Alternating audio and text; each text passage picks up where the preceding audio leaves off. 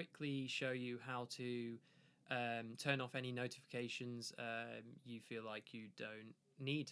So obviously maybe give this a few, if you're a student, give this a few weeks, see what notifications are helpful, and any that you feel like you just don't need, then go ahead and turn them off. So here's how we do it. So we're going to go to log into your student account. Now, students and parents will have to do this separately. So log into your student account and do it, and then log into your parent account and do it if you want to turn them off from both of them.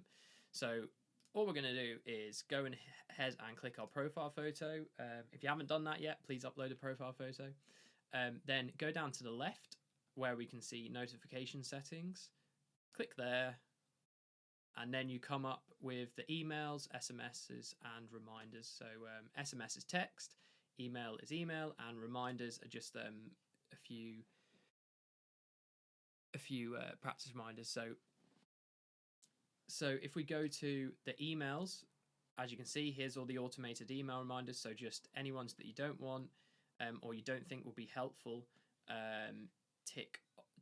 get rid of the ticks. As I said, you might want to test this out for a few weeks first, and then make the decision. Okay, yeah, I don't really need that because I don't forget about that, or blah blah blah. So there we go. There's that one. SMSs, so texts, same thing. Now, I think like the things like practice updates and stuff like that, it might be useful for parents, and I definitely think it's useful for students to get via their email or phones.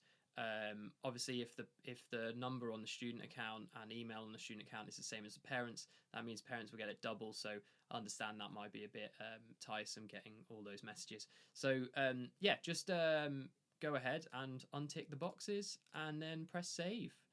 And then once you're done, that's it. You shouldn't get any of those notifications. Let me know if there's any other things that you would like to know, and I'll do some more quick videos. But hopefully that helped you guys, and I'll see you in